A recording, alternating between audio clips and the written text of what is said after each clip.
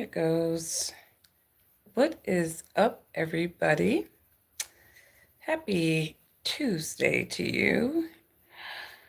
Oh my gosh. Usually I like to get my live streams done and over around 7 and then move on with my life.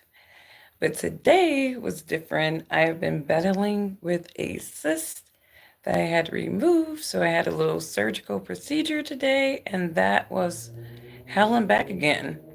Hell and back again. But thank God, we good. So, anyways, catching up on my news feeds, and there's a couple of things that caught my attention. Um, I can't find the Nina Turner video, but Nina Turner came to bat for black men, like a lioness would.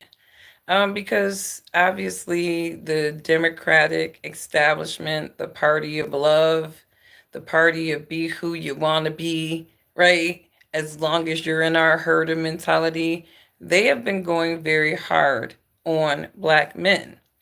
And there's a host on The View, Sunny Hostin, who she can't even say her whole name because it was just too difficult for people to pronounce. But, she's out there, basically demonizing black men. And this is a trend of the Democrats, unfortunately. This is how they get people to do what they want them to do is we're going to punk you, we're going to shame you, we're going to bully you, right? And it's so extreme that it's their tactics this political cycle that I really do think is why people are just being overtly turned off, black women and black men. So I want you guys to listen to this sister because apparently her decision to vote for Trump triggers some of the people in her circle. And, I think it's more perplexing for her because she sounds like a swing voter, right? So it doesn't seem like she has a lot of commitment, but it seems like she has been historically Democrat. But let's just kind of see how she's being treated now that she has made the independent executive decision to vote another way that is not contrary to the groupthink herd mentality of those people. So here we go.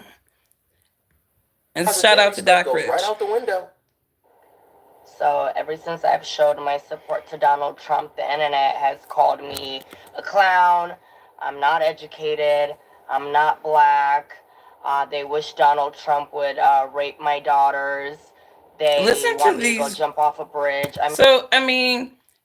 Listen to the vile things that these wicked ass demons are saying to people that represent the Democratic Party. This is your base. This is how your maniac base thinks. That they are going to shame people, discredit their intelligence because they're deciding not to vote the same way.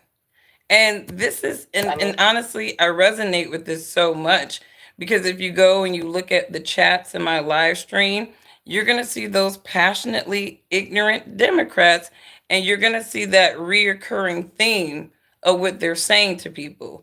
You're not educated. You're not black, right? They think they own people's blackness. And that's the problem why I have a disdain for Democrats because I just don't like people like that. They are fake as hell. They are the people that throw rocks and then hide their damn hands. You can't trust people like that. And so for me, it's like really revealing this particular political cycle, how evil, conniving, and bullying Democrats really are. They are wicked ass people. They belong to the Church of Satan. Because there is no way you're going to say that that is acceptable for you to be bullying people into making a decision. Neither one of these candidates are going to save America. Surprise! Neither one of them are going to save America. They're not about to save America from these central banks. And that's keeping it 100. So, best your hope in whoever. But at the end of the day, neither one of these candidates, like, I like the ideas of tariffs, but tariffs aren't enough to save this damn country. Not in the hole that we're in. And that's intelligent people talking. So you vote for who you want to. Choose your champion.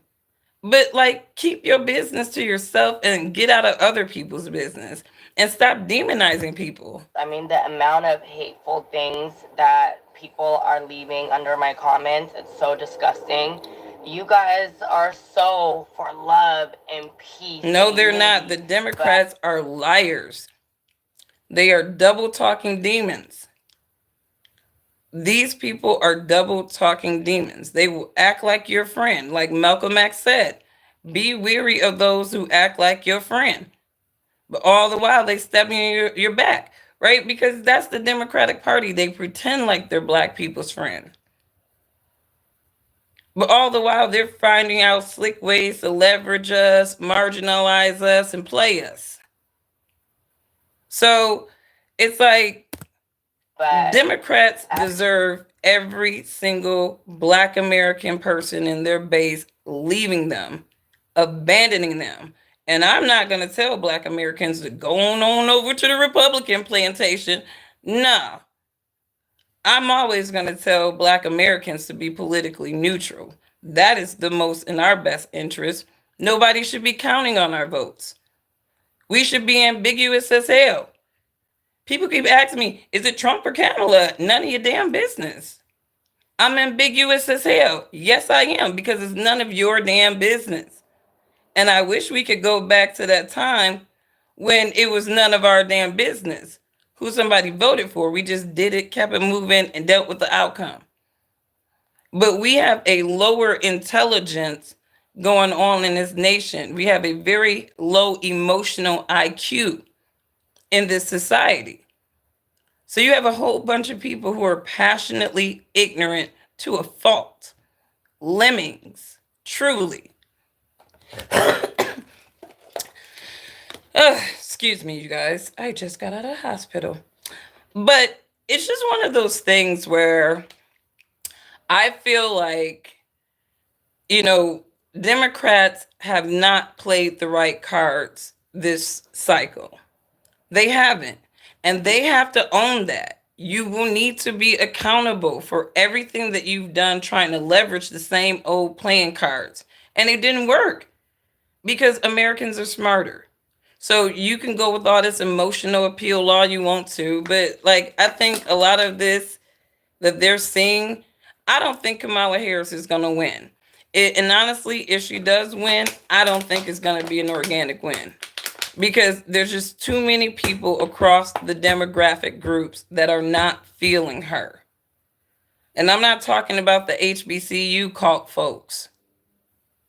I'm talking about real people who didn't go to those institutions that can truly think for themselves because they didn't go to some hub of herd mentality, showing them how to struggle forever and keep their people struggling forever in their minds.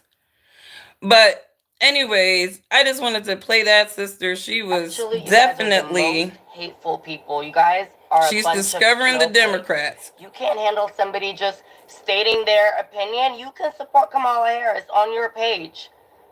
That's fine. That's okay. I don't expect anybody or everybody to think like me. So it's wild to me. It is very wild for you to think that you can overtly tout your political candidate proudly, but then when somebody else do it, you want to demonize them just because it's on the opposing side.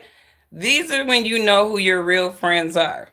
Honestly, I always tell people, isn't there an old proverb that in your whole lifetime you're gonna have, like, what? You can count your real friends on less than one hand, right? It truly is the thing now because since 2020, I've seen political or politics break up friendships and families because people just refuse to think the same way repetitively. Like, that's the real to me meaning of mental illness when you are just continuously doing the same thing expecting a different result. It's a Stockholm syndrome mindset for a lot of these people because they're born legacy Democrats, right? Good for you. But there's some people who are born independents and they don't want to be on your train of thought, even if, they look like you. But, anyways, you guys, I just wanted to give that sister her flowers because I feel you, sis. I feel you. I feel you. These people are maniacs. They're double talking demonic maniacs. But on a good note, it's always a good day when a pedophile has been charged or captured or exposed. So we got the CEO of Abercrombie and Fitch, right? Mike Jeffries. We start this noon with breaking news. The former CEO of retailer Abercrombie and Fitch, Mike Jeffries, has been arrested on federal sex trafficking charges. A live look from Brooklyn at the U.S. Attorney's Office. There are so many damn Diddies in the world. And now, I feel like this is the definitely, I think Cat Williams said it like 2024 is going to be year of revelations. I believe that, right? Because so much stuff is coming out, right? And I want the big people to be revealed, right? And like I said, I felt like there was going to be some point in time in 2024 or 2025 where we saw high ranking people either being prosecuted, indicted, or deleting themselves. Like I think some of these people, they can't stand the shame. They're weak as hell, so they will just do the other extreme. But he said, did he snitch on that CDL? Somebody, I saw a guy do a video, and he correlated Diddy to possibly snitching on this dude. But again, Diddy has collateral. He was in the game for decades. Diddy's been in the game since I was in middle school, maybe elementary school. So that brother got time in the game. He got time to be rubbing elbows with a whole bunch of people, politicians, powerful CEOs. Because again, you're not, it was like Jeffrey Epstein, right? He was a socialite, right? They were literally male Paris Hiltons. Except Paris wasn't, we assume Paris wasn't into that stuff. But that's what Diddy and Epstein were. They were like, throw some parties, have some cameras everywhere, and just try to get some collateral on this guy. So when we need to shake him up, get him to do something, we will have this collateral. And nothing is the worst collateral than a fully grown man violating a child. And I think that's the type of collateral that's out there about a lot of these sexual deviants across sectors. And that's why I said that Epstein list was suppressed for a reason. Because honestly, I think the market would have tanked if they actually exposed all those people that was on the list.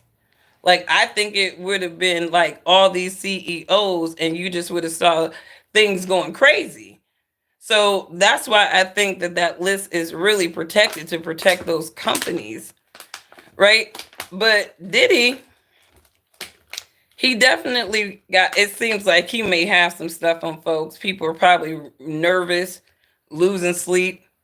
It's like, he has a clan of people too.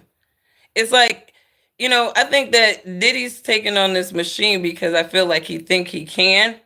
And I think that he has enough people loyal to him that if anything should happen to him, we just gonna see leaks. Shit, the government, the Mossad, they just gonna, hey, we gotta stop every operation, covert operation, and just focus all our any information, internet traffic, or whatever that even looks suspicious at revealing anybody. They will be on overdrive, scrubbing the internet from anything that would be leaked.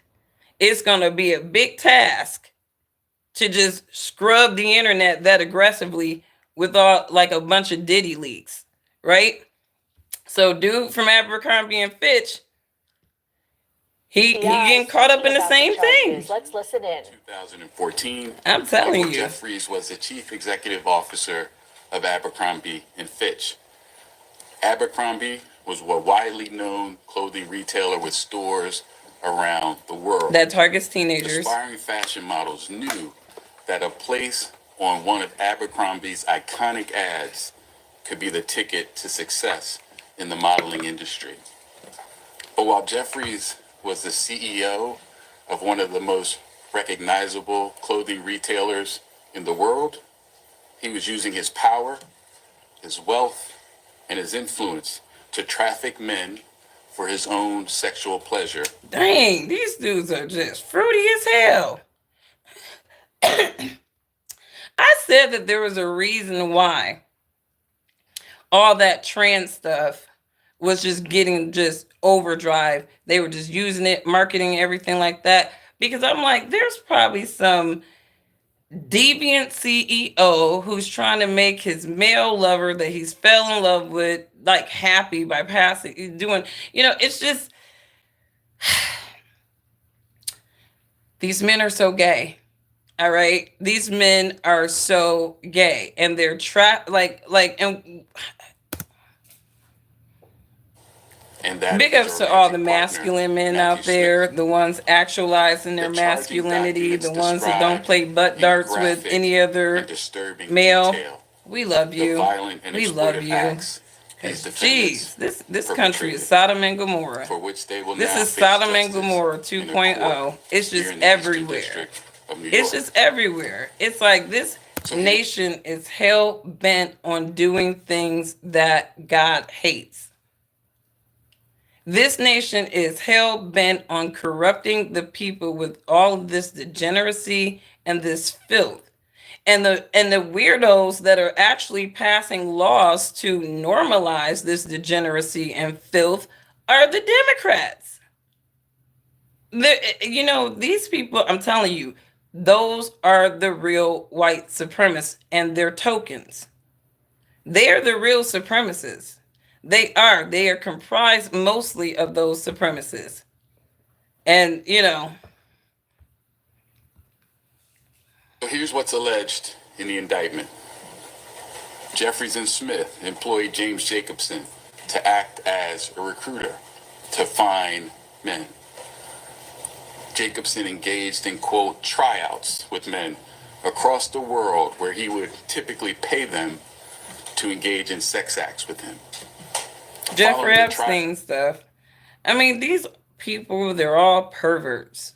They're all perverts. And I think the more stuff comes out, with these people and how they've been engaging, even down to, I saw a story where they were talking about Diddy, violated a 13-year-old. So now his pedophilia stuff is just being rampant too. There was already allegations or assumptions about Usher and Justin Bieber. Now there's more younger victims supposedly coming out. And again, I take a lot of these pile-on allegations with a grain of salt. Because again, we're talking about the government going after this dude. The same government that protected this dude all this time up until the point where he stopped playing ball. And that's what I truly believe. And, it's like, what do they call it? A burned asset. They burned his ass, right? But he's not being burned without a fight. And I think that they know this dude got a lot of collateral to take a lot of people down. That's why they just, when they was like, oh, a Cassie tape, right? I'm like, they raided his house like that because of Cassie? But no, they knew what he had going on in his house already. They knew exactly what to look for because those were things that were being protected as long as Diddy was playing ball. So I wouldn't have too much hope in the government on that. But my last point, really quickly, because Kamala Harris is making her rounds, and obviously I look at her crowds and they're mostly women and gay men, the passionately ignorant ones. And she's screaming about Roe v. Wade. And here's the thing. I don't think the Democrats themselves understand the Constitution. I think that they do a great job trying to kind of tort the Constitution, try to create little exceptions or walkarounds. That's what they do. They specialize in working around the Constitution. And sometimes what they will do is usurp the Constitution with groupthink, okay? And Roe v. Wade is actually one of those issues that they leverage on women to get them passionately ignorant and scared about, not being able to terminate their unwanted children. Most of them are not medical. Go to an abortion clinic and just sit in the lobby. Most of those chicks just did it with the wrong guy, and he didn't want her ass. He wanted her ass. He just didn't want her all of her human ass. He's just like, all right, going on now. And she fell for it. Her fault. But anyways, your body, your choice, baby. But anyways, I think people should understand just kind of just basic, right, stuff, right? The US Constitution, okay, so we know that there are express powers for the federal government, right?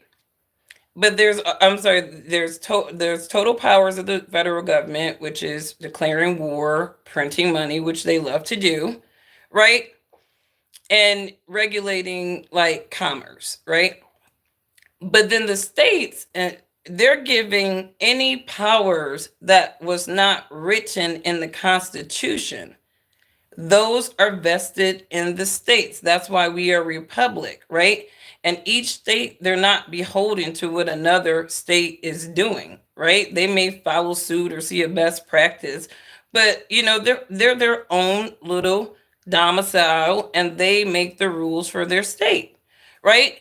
And so when you think about Roe v. Wade, for example, that should have never been that would be a usurping of federal of state powers, because that particular issue is not a power expressed for the federal government. And I think a lot of people, they want to use these emotional arguments to convince people that what they are talking about and thinking about is constitutional, but it's not. Roe v. Wade should have always been with the state. It is a state power. And for decades, the federal government has literally usurped the state's powers on that particular issue. And if you, all you got to do is read the Constitution, right? Start with the 10th Amendment, all right? Start with the 10th Amendment. That may help you. But I say that to say that, when people are arguing about abortions, here's one thing I know for sure.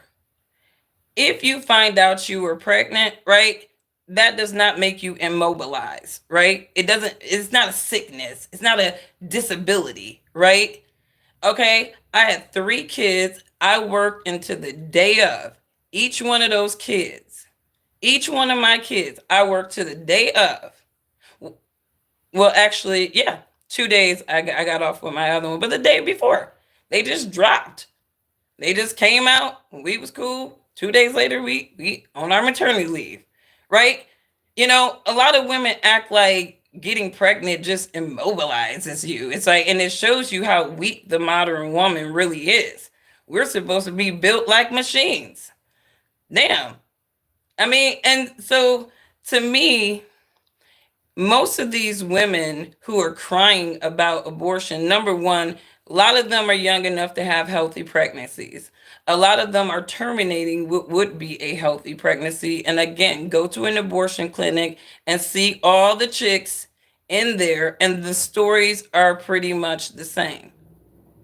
More times than not at Planned Parenthood, the story is the same. They banged the wrong dude, unprotected. But off of that, it's not a right of the federal government. And if people were logical, they will want this checks and balances of state and federal powers, because we see what they tried to do with the vaccine mandate. That was the federal government strong arming the states, trying to usurp their powers, right? So, 10th Amendment, we'll go through it. The 10th Amendment to the United States Constitution states that any powers not given to the federal government are reserved to the states or the people.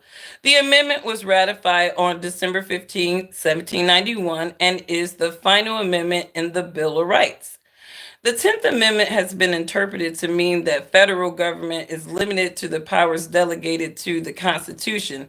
It has also been, and these are talking about interpretations of it, right? So what they'll do is get their little paid legal scholars to try to say that the Constitution is saying something else that it's not. And then they will, oh, well, this is kind of subjective. I find the Constitution to be a very straightforward document. I really don't feel like the founders, when you read the Constitution, they really didn't leave much to be perplexed about, and even when it came down to like some of these social issues, it's like these entitlements, I just feel like the Constitution was well written.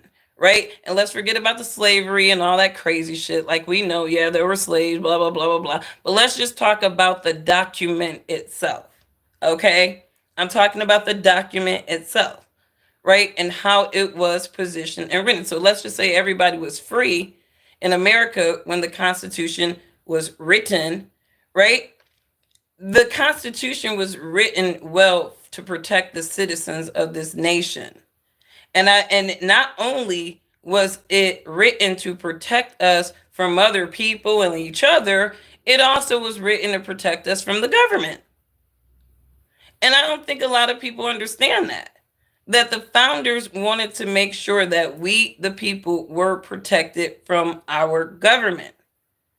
And that checks and balances of state and federal powers is one of those lines of protection when you think about it, because while all these democratic nation or states were forcing and strong arming their people to be all vaccinated and stuff, Ron DeSantis and his people, some of these Republican states, they left it up to the people. They did not force their people to do something that was against their will. So this is where that checks and balances really help we, the people, when you have a state that is a democratic state and they're having all these radical policies, there's always another state that aligns with your values. But anyways, and if your state doesn't allow abortions, guess what? You can take a car trip, you can take a road trip, you can get on a plane when you're pregnant, especially because a lot of y'all getting these abortions very early on, so you're completely mobile. It's like these women get on my damn nerves. Like they act like, man, remember like my auntie, it was 13 of them. They were like doorsteps, right? Back in the day, these women was having like 12, 13, 14 kids. Most of us can't even fathom that today. But you ask any old school person, oh yeah, I come from a family of 7 to up to 13 people in the family. Right? These men would not leave a woman alone. It was just like, oh, you unpregnant? Let's get you going again. Not unpregnant. Let's get you going again. They was tagging a woman every time. You heard what Marlon Wayans said. He said his mama had to start sleeping in a different room. She got tired of having kids. Right? Real soldiers, real lionesses, out there producing cubs. Right? And these bras act like they can't even hold a fetus to just go to another state that will allow them to terminate it. Girl, bye. All the way. This is a moot issue for me. It's a moot issue for me. And the Democrats are going to run on this issue until the cows come home, scaring these women, some of these harlots, who my body, my choice. I hate men, but I still need a little pickle tickle. And I'm going to let him just go all in, shoot the club up with no protection. This is how these women are thinking. It's mental illness to me. It's mental illness. But anyways, you guys, have a wonderful, wonderful evening. I didn't want to stay on long. And a shout out to you guys. You know I don't really go with the chat because there's always, when you get on a topic, there's always that troll just saying stupid shit. And it's like, go sit down somewhere. But you guys have a wonderful, wonderful day. I know I usually do this around 7. But again, I had surgery today. It's not the C word. That's all I care about. That's all I care about. I got people to be taken care of. I can't be on nothing like that. But it was definitely an interesting scare, to say the least. So all praises to the God in heaven, Yahuwah, and the King Yahusha, or Jesus in English. Anyways, you guys have a wonderful day, and I will catch you on the next one. Bye.